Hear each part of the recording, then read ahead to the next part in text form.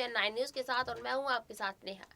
साल 2021 को हम जल्द ही अलविदा कहने वाले हैं और नए साल 2022 के स्वागत को तैयार है। ये साल 2021 राजनीति जगत के लिए काफी उतार चढ़ाव भरा रहा है। इस साल सियासी पिच पर बड़े उलटफेर हुए। कई धुरंधर नेताओं ने अपनी पार्टी को अलविदा कह दिया। इन दिग्गज नेताओं के इस्तीफे से जहां राजनीतिक गलियारों में हलचल मची, तो पार्टी की अदला बदली कर इन्होंने बड़े बदलाव की ओर लोगों का ध्यान खींचा।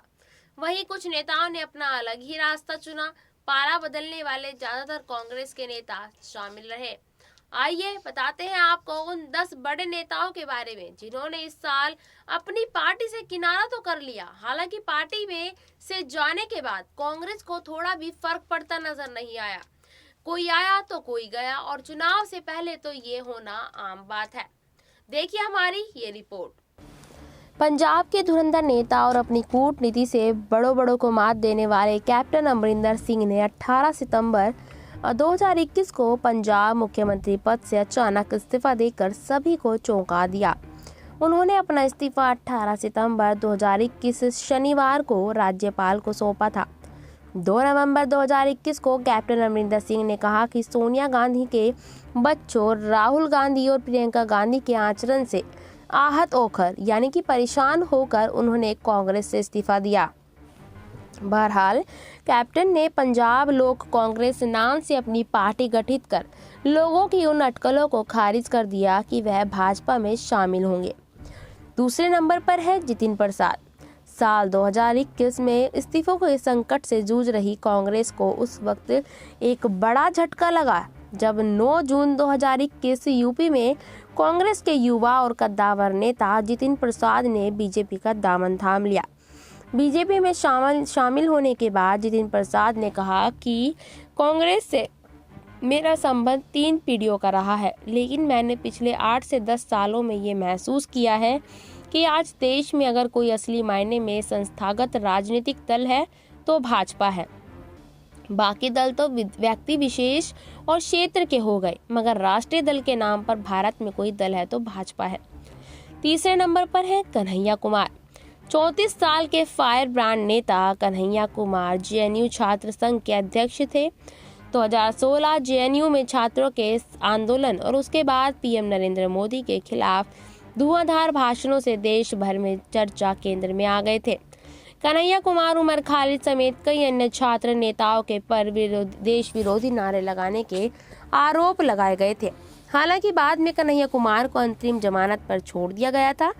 2019 में कन्हैया कुमार ने बिहार की बेगूसराय सीट से बीजेपी नेता गिरिराज सिंह के खिलाफ चुनाव लड़ा।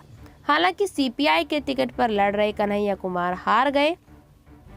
28 सितंबर 2021 को कन्हैया कुमार कांग्रेस में शामिल हो गए। उसके बाद है अदिति सिंह। अदिति सिंह ने कांग्रेस पार्टी के साथ अपनी राजनीति शुरू की थी। साल 2017 में वह रायबरेली सदर से विधायक चुनी गई थी। नवंबर 2021 में उन्होंने कांग्रेस छोड़ बीजेपी का दामन थाम लिया। अदिति बाहुबली अखिलेश सिंह की बेटी है। रायबरेली में उनके परिवार की काफी लोकप्रियता है। अदिति कांग्रेस के टिकट पर रायबरेली सदर से 2017 में चुनाव जीती और विधायक बन गई। इसके पहले बता दें आपको, इस सीट पर 1953 से 2017 तक उनके पिता अखिलेश सिंह का कब्जा था। साल 2019 में अखिलेश सिंह का निधन हो गया। पिता के निधन पर शोक जताने के लिए मुख्यमंत्री आदित्यनाथ भी रायबरेली स्थित उनके आवास पर गए थे। माना जाता है कि तभी से अदिति का झुकाव भाजपा की ओर बढ़ने लगा और वे बीजेपी में अपना भविष्य देखने लगी। उसके बाद सुष्मिता देव। कांग्रेस की सुष्मिता देव असम के सिलचर से सांसद रही थी। वह महिला कांग्रेस की प्रेसिडेंट भी थी। सुष्मिता देव ने 15 अगस्त 2021 को सोनिया गांधी को अपना इस्तीफा देने के बाद टीएमसी की सदस्यता ले ली। कांग्रेस में रहते हुए असम के कई मुद्दों पर सुष्मिता देव ने पार्टी में अपना विरोध दर्ज कराया था। जानकारी मिली थी कि उनकी लोकसभा क्षेत्र के अंतर्गत आने वाली विधानसभा सीटों में टिकट के बंटवारे तक पर उनकी राय नहीं ली गई थी। उसके बाद है कीर्ति आजाद। 1983 में क्रिकेट वर्ल्ड कप जीतने वाले भारतीय टीम का हिस्सा रहे कीर्ति आजाद ने 23 नवंबर 2021 में एक बार फिर पार्टी बदल ली। उन्होंने ममता बनर्जी की पार्टी तृणमूल कांग्रेस का दामन थामा। करीब 26 साल तक बीजेपी में रहने के बाद कीर्ति आजाद 2019 के लोकसभा चुनावों से ठीक पहले कांग्रेस में शामिल हो गए थे। कांग्रेस में लगातार साइडलाइन चल रहे कीर्ति आजाद टीएमसी में शामिल हो गए। उसके बाद है पीसी चाको। केरल में विधानसभा चुनाव के बीच कांग्रेस के वरिष्ठ पीसी चाको ने पार्टी छोड़ दी है।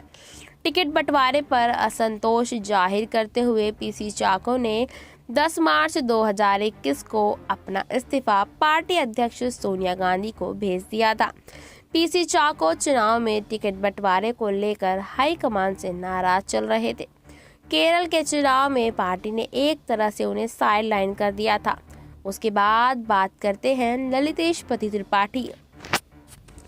बता दें आपको, उत्तर प्रदेश के वाराणसी में 2 अक्टूबर 2021 को होने वाली प्रियंका गांधी की रैली से पहले कांग्रेस को एक और बड़ा झटका लगा। 100 सालों से कांग्रेस और गांधी परिवार के करीबी रहे त्रिपाठी परिवार के चौथी पीढ़ी की बागडोर संभाल रहे कांग्रेस के बड़े नेता और मडिहान के पूर्व विधायक ललितेश त्रिपाठी ने इस्तीफा दे दिया। इसके बाद 25 अक्टूबर को पिता राजेश पति त्रिपाठी के साथ उन्होंने पश्चिम बंगाल की मुख्यमंत्री ममता बनर्जी की मौजूदगी में टीएमसी की सदस्यता ले ली। उत्तर प्रदेश के पूर्व मुख्यमंत्री कमलपति त्रिपाठी के राजेश पति पोते और ललितेश परपोते हैं। उसके बाद आते हैं बाबुल सुप्रियो। कांग्रेस के साथ ही बीजेपी के भी कई नेताओं ने इस साल पार्टी से किनारा किया। इनमें सबसे पहले नाम है बाबुल सुप्रियो का। 31 जुलाई 2021 को बीजेपी और राजनीति दोनों को छोड़ने का दावा करने वाले बाबुल सुप्रियो ने बड़ा राजनीतिक दांव चलते हुए 18 सितंबर को टीएमसी का दामन थाम लिया। दल बदल की स्थिति से उत्तराखंड भी नहीं बच सका। 12 अक्टूबर को कांग्रेस ने भाजपा को बड़ा झटका देते हुए कैबिनेट मंत्री यशपाल आर्य और उनके विधायक बेटे संजीव आर्य को अपनी टीम शामिल कराने में सफलता हासिल की और चुनाव से पहले भाजपा को बड़ा झटका दिया। ये दोनों नेता बड़ा कद रखने वाले नेता है। ऐसा नहीं है कि ये जो नेता कांग्रेस पार्टी छोड़कर गए हैं तो इनके जाने से कांग्रेस पार्टी पर थोड़ा भी फर्क पड़ा है। चुनाव आने से पहले ये सब आम बात है। हर नेता अपने चुनावी फायदे के लिए एक दूसरी पार्टी में जाना सही समझता है। आपको ये खबर कैसी लगी हमें जरूर बताइएगा और ऐसी खबरों के लिए देखते रहिएगा SPN 9 न्यूज। धन्यवाद।